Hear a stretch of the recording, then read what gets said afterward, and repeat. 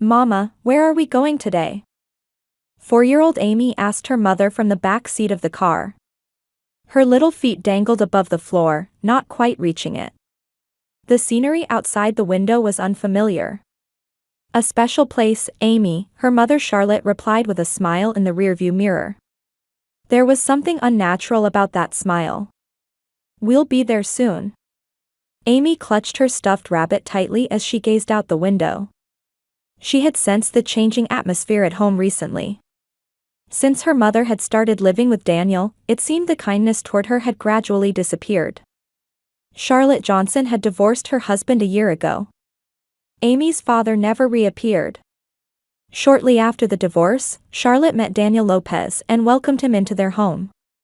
At first, Daniel was kind to Amy, but as time passed, he began treating her like an unwanted burden. "This child limits our freedom," Amy had overheard him saying to Charlotte several times.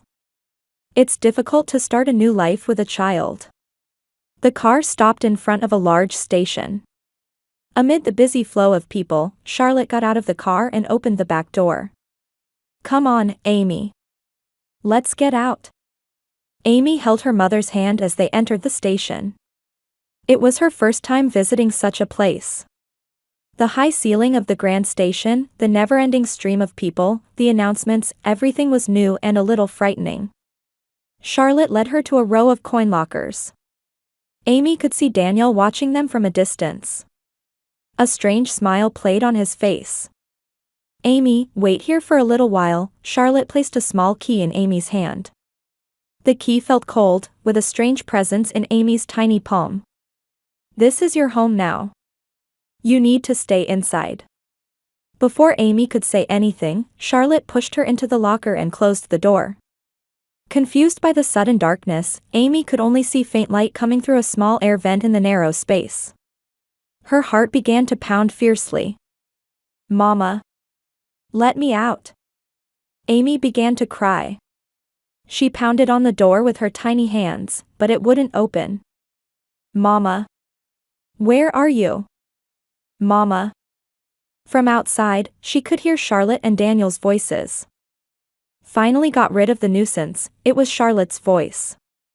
"Now we can start a new life," Daniel replied. "No one will find her. This station is too crowded, nobody will notice one child crying. I feel a little guilty, but this is the best choice." Charlotte's voice gradually faded. "We can't afford to raise a child. Forget about it. A new town and a new life await us." Their footsteps grew fainter until they completely disappeared. Amy was left alone in the darkness. "Mama. Mama." Her voice eventually grew quieter and turned into sobs. The stuffed rabbit she clutched was her only comfort in this terror. Amy lost all sense of time. She didn't know how long it had lasted. She cried until exhausted, then began crying again. The cramped locker gradually became hot, and she started feeling suffocated. "Someone help me." Her voice had become almost inaudible. Just then, footsteps stopped outside the locker. "Is that a child crying?" came a man's voice. "Where is it coming from?" another male voice responded. Amy summoned her last bit of strength and cried out, "Help me." The locker door opened, and blinding light streamed in. Before Amy stood a kind-looking man. It was Thomas Green, wearing a station attendant's badge. "My God." Thomas wore an expression of shock as he gently lifted Amy out. "Are you all right, little lady?" Amy couldn't speak, just clung to Thomas while crying. Her body was damp with sweat and tears. Thomas's friend, photographer Robert Hudson, was also present. Witnessing this unusual scene, he took out his camera and began taking photos. Robert, out of professional habit, was trying to document this incident. "What are you going to do with her?" Robert asked. Thomas, while gently holding Amy, replied, "We have to contact the police. We need to find the parents who abandoned this child." As the camera shutter quietly clicked, Thomas asked Amy, "What's your name?" "Amy." She answered in a small voice. "Amy Johnson. It's going to be okay, Amy. No one will hurt you now, Thomas said gently. Amy, time to wake up. At the sound of a gentle female voice, Amy slowly opened her eyes.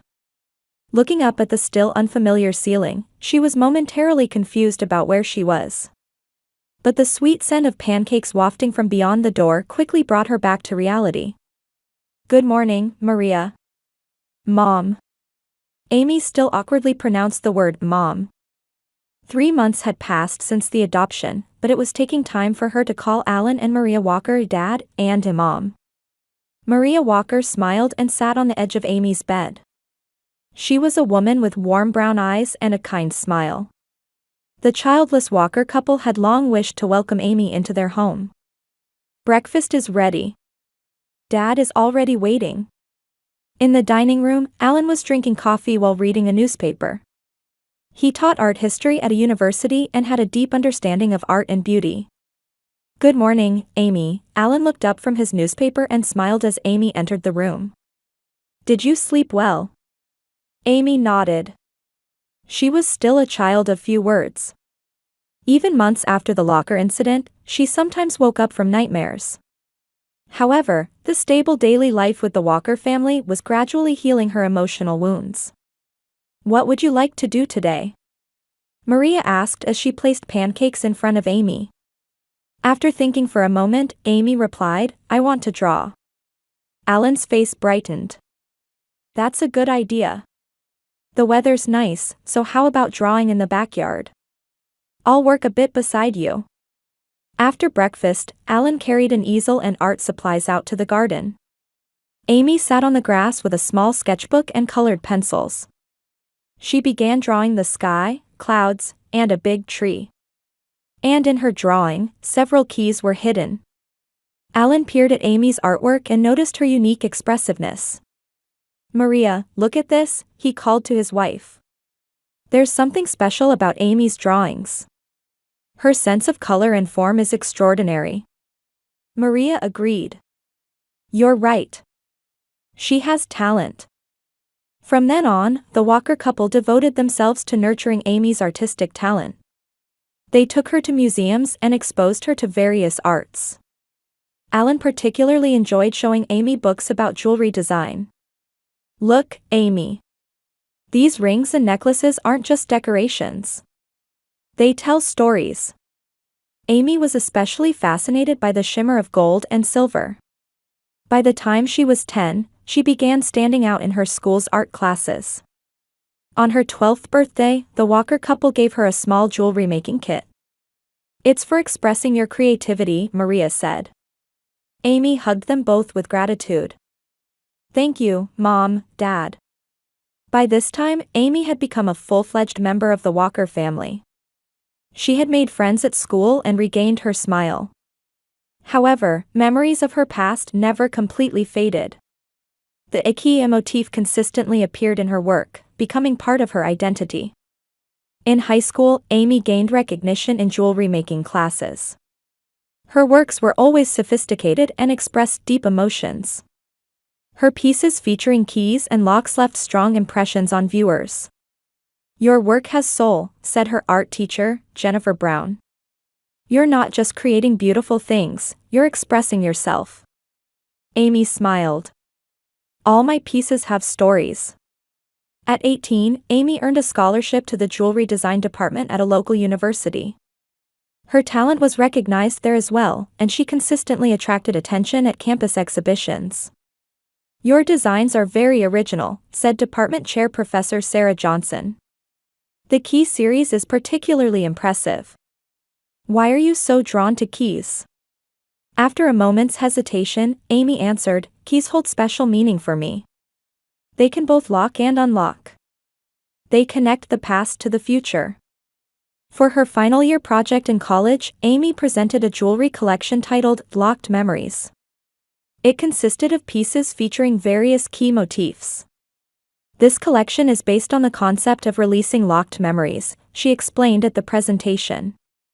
We all want to lock something away and release something else. I hope my work can be a bridge between those desires. Her project received great acclaim and led to an exhibition at a local gallery. There, she caught the eye of a buyer from a high-end jewelry store, who offered her a job immediately after graduation. However, Amy had other plans. She was determined to launch her own brand. With Alan and Maria's support, she rented a small studio and started a brand called Locked Memories. "It's an adventure, but we believe in your talent," Maria encouraged her. "Forge your own path. We're always on your side," Alan added. Amy's designs gradually began to attract attention. Her key-themed necklaces and bracelets became particularly popular among young women. Her story became part of her brand story, resonating with many people. "My designs contain my own story," she said in an interview. "It's not just about suffering, but also about hope and rebirth." By 25, Amy had legally changed her name and was living as Caroline Walker.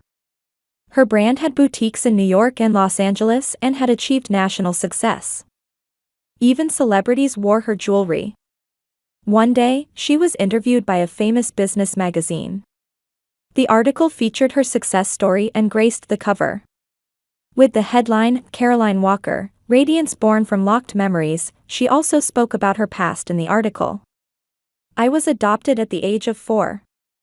I don't know where my biological parents are. But Alan and Maria Walker, who raised me, are my true parents. Without their love and support, I wouldn't be who I am today." She smiled at the camera. Behind that smile lay the painful past she had overcome and the strength she had gained from it. Through her story, she was giving hope to many people. Caroline was absorbed in sketching new designs in her atelier at the back of her high-end boutique, Locked Memories. Beside her sat Lisa Chen, a young female designer who was both her assistant and apprentice. "This design is wonderful," Lisa said, peering at Caroline's sketch. "The key motif in the center is especially striking." Caroline smiled. "Thank you. This collection is my attempt to return to my roots. I believe returning to origins creates new creativity." The phone rang, and Lisa answered. "Hello, Locked Memories." After a moment of silence, she looked at Caroline. "There are customers who would like to meet with you, Caroline." Caroline frowned. Normally, clients didn't ask to see her without an appointment. "Who is it?" "Charlotte and Daniel Lopez. They say it's a personal matter." Caroline didn't recognize the names. Thinking it might be a business opportunity, she replied, "I can see them briefly." Entering the showroom, Caroline saw a middle-aged couple standing near the counter. The woman appeared to be in her late 50s, with a face that had once been beautiful but now showed anxiety and tension. The man was in his early 60s, with gray hair and a somewhat tired expression. They didn't seem poor, but they looked out of place in the high-end boutique, certainly not regular customers. "You're Caroline Walker," the woman said in a trembling voice. Her eyes glistened with tears. "I'm Charlotte Lopez. I'm your mother." Caroline felt the blood drain from her face. The world seemed to stop for a moment. She had imagined this moment before, but when it actually arrived, she wasn't prepared. "What kind of joke is this?" she said coldly. Charlotte stepped forward. "It's not a joke. You are really my daughter, Amy Johnson. We found you through that magazine article. Your photograph, your features, you look just like us." Daniel joined in. "We've been looking for you all this time. It took years to find you." Caroline couldn't move from the spot. She felt other customers in the store watching with curiosity. She took a deep breath, trying to regain her composure. "Please come this way," she guided them to a private room in the back. After closing the door, she turned to face them. "Why have you appeared now, after all this time?" Charlotte began explaining through tears. "We've been looking for you all along. That day, we had no choice but to leave you. Daniel and I were struggling financially, we intended to place you somewhere temporarily." Caroline tried to maintain her composure, but anger and confusion swirled inside her. "Temporarily? By locking me in a locker?" Charlotte faltered momentarily but quickly continued. I was young and foolish. Daniel and I were really struggling. We tried to take you to a shelter, but the procedures were complicated. Daniel interrupted. We came back. It took us years to find you. Caroline found no credibility in their words. Biological parents suddenly appearing after more than 30 years. And their story lacked consistency and authenticity. Charlotte reached out. Look, your photo. I've always carried this with me. She presented a faded photograph of Caroline as a baby. It was indeed a picture of young Amy. We loved you. We still love you, Charlotte continued. After you were gone, our lives fell apart. Daniel and I suffered for years. Looking at the photo, Caroline was overwhelmed by complex emotions. It was indeed her. But what did that mean? Had they truly regretted their actions and searched for her? Why appear now? She asked calmly. Why didn't you search for me when I was a child? Charlotte and Daniel exchanged glances. Daniel answered, we did search for you. But you had been adopted, and it was difficult to access records. Also, we had problems. What kind of problems? Caroline inquired. Charlotte carefully chose her words. Actually, we've been having some financial issues. At those words, Caroline felt something growing cold within her. She looked into their eyes, trying to read their hidden intentions. I see. So you're after your successful daughter's money, Caroline stated coldly. Charlotte blushed. That's not true. We just wanted to meet you. Daniel cleared his throat, trying to change the subject. We're proud of your success. We're truly lucky to have such a talented daughter. Caroline smirked. After abandoning me for over 30 years, you now claim to be proud? A heavy silence enveloped the room. Caroline stood by the window, gazing at the street outside. Various emotions were conflicting in her heart: anger, sadness, confusion, and strangely, a little curiosity. Please tell me more, Caroline suddenly said. Tell me more about yourselves. If you're truly my parents, there are things I want to know in more detail. Hope colored Charlotte's face. Of course. I'll answer anything. Then come to my house tomorrow afternoon. Caroline took out a business card and wrote her address on the back. 2:00. I have things to consider until then. Charlotte preciously accepted the card. Thank you, Amy. I mean, Caroline. I have a request, Caroline said with a stern expression. Please don't call me Amy. I am Caroline Walker. That's my name. After they left, Caroline instructed Lisa to cancel the rest of her appointments for the day. She returned to her atelier alone and stood by the window, looking up at the sky. Her mind was in turmoil. That night, Caroline called her adoptive parents. Alan and Maria were surprised by her words but responded calmly. You should proceed carefully, Maria said. Even if they are your real parents, their intentions are questionable. We trust your judgment, Alan added. Just don't expect too much. After hanging up, Caroline pulled out an old album. Photos of when she first came to the Walker family, and photos from a few years later. She was smiling happily. Alan and Maria had taught her the true meaning of family.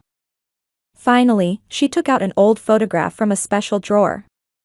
It was the photo taken when Thomas Green rescued her from the coin locker. She hadn't looked at this photo for a long time. It was a symbol of her past and the source of her art. And there was a detail in the photo she hadn't noticed before. Two people in the background, Charlotte and Daniel. They had turned back before leaving, and the camera had coincidentally captured that moment.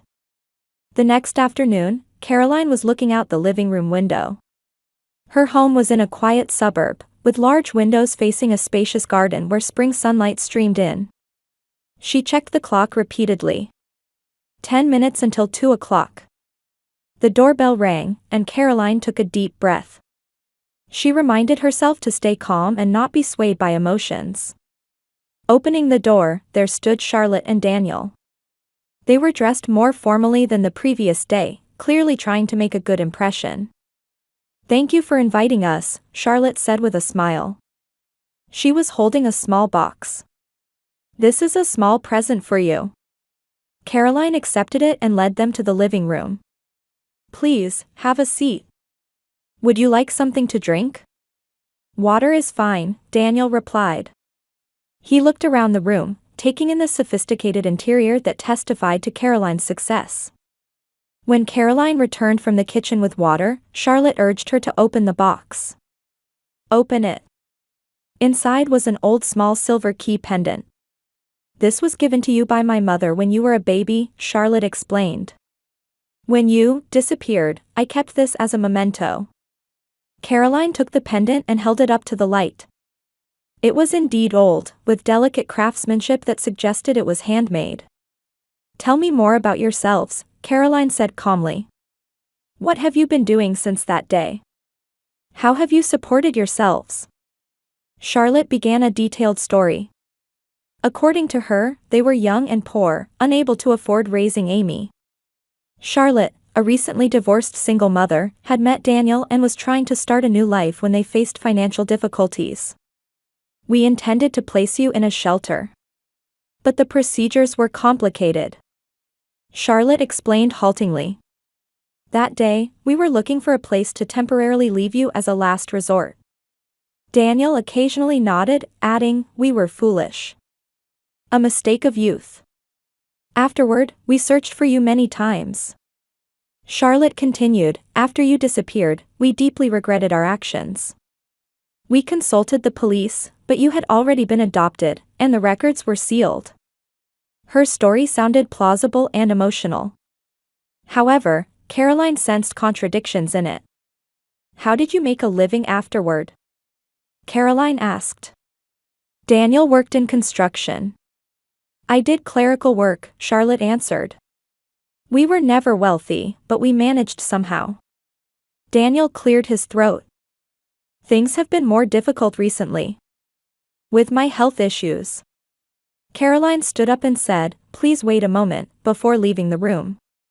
She went to her study and took an envelope from her safe. Inside were old photographs she had carefully preserved. When she returned to the living room, Charlotte and Daniel were whispering about something. They immediately fell silent when she entered. "Look at this," Caroline said quietly, handing them the photo. It was a photo of Amy being rescued from the coin locker at the station. Thomas Green was in the center, holding young Amy. And in the background of the photo, Charlotte and Daniel were clearly visible with their arms crossed, smiling. They had turned back while leaving, and the camera had captured that moment. The blood drained from Charlotte and Daniel's faces when they saw the photo. This is..." Charlotte stammered. Her hands began to shake. "It's fake," Daniel exclaimed. "This photo must be doctored." Caroline calmly said, "This photo was taken by photographer Robert Hudson, who was present when I was discovered. It's in police records as well." She looked directly into their eyes. "You abandoned me. And now you just want my money." The two began trembling violently. Daniel stood up, trying to make excuses. "Listen, we did make mistakes." But what?" Caroline asked coldly. Charlotte began crying. "We were young and foolish then. I truly loved you. But I was in the way," Caroline finished. "You wanted to start a new life. And now, just because I've become successful, you suddenly appear and say you loved me." Daniel straightened his posture. "Yes, we have financial problems. But that's separate from finding you." "Is it really?" Caroline smiled. She took out another envelope. "I've investigated you. 3 bankruptcy filings in the past 5 years. And recently, you've been under investigation for suspected fraud." She spread those documents on the table. After learning of my success, you thought you'd found a new source of funds. Charlotte and Daniel could say nothing more. Please leave, Caroline said quietly. Her voice conveyed sadness and disappointment rather than anger. Charlotte pleaded tearfully, please, give us a chance. We've changed. She desperately reached out. You are my daughter. We may be blood related, but you are not my parents, Caroline remained firm. My parents are Alan and Maria Walker. They loved me, raised me, and supported me. That's what parents do. Daniel silently stood up. His face showed defeat. Let's go, Charlotte. But, Daniel. Charlotte resisted, but Daniel grabbed her arm. Enough. She's right. We don't deserve her.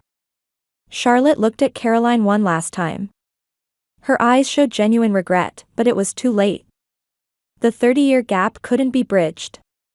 Caroline, Charlotte said softly. I'm glad that you're happy. After they left, Caroline stood by the window, watching them get into their car. She felt as if something inside her had been released. At last, she had answers to questions she had carried for years. That night, Caroline called her adoptive parents. Mom, Dad, I want to tell you something, she began tearfully. Today, I confronted my past. And I realized again that you are my true family. Maria's voice trembled on the other end of the phone. You are our daughter, Caroline. That doesn't change, even without blood ties. You are our pride, Alan added. Seeing you forge your own path and live strongly is the greatest joy for us as parents. A few days later, Caroline received a call from her lawyer. Charlotte and Daniel had visited a local newspaper, trying to sell a story about Caroline. She is our daughter. Behind her success. They had claimed. But that plan also failed. Warned of defamation by Caroline's lawyer, the newspaper refused to publish the article. Their last hope was dashed. Through this experience, Caroline awakened to her mission. She decided to establish a foundation called Keys to the Future. It was an organization supporting children growing up in foster care or with adoptive parents. Months later, the opening ceremony for the foundation was held. Many supporters and people who had influenced Caroline's life gathered. Alan and Maria sat in the front row. Caroline stood on the stage and began an emotional speech. Family is not about blood ties. It's shaped by love and choice. I was abandoned at the age of 4, but that was the beginning of new doors opening for me. Blessed with wonderful parents in Alan and Maria Walker, I was loved and nurtured. She faltered momentarily but continued strongly, now it's my turn to open doors for children. Through this foundation, I want to provide hope and opportunity to children in difficult circumstances. The venue erupted in applause. Caroline's speech was also being broadcast on television. In an apartment in a distant town, Charlotte and Daniel were watching the television screen. Tears of regret glistened in Charlotte's eyes. What have we done? She whispered. Daniel silently stood up and left the room. Their relationship was also falling apart. The two who had lost sight of true value had no future. Meanwhile, Caroline was beginning a new chapter. Through the foundation's activities, she would bring light to the lives of many children. Her past wounds had transformed into the power to help others. And she knew. True family is not bound by blood ties, but by love and dedication. Her life was proof of that. A child who was abandoned, saved by love, and now standing on the side of saving others. That was the story of Caroline Walker.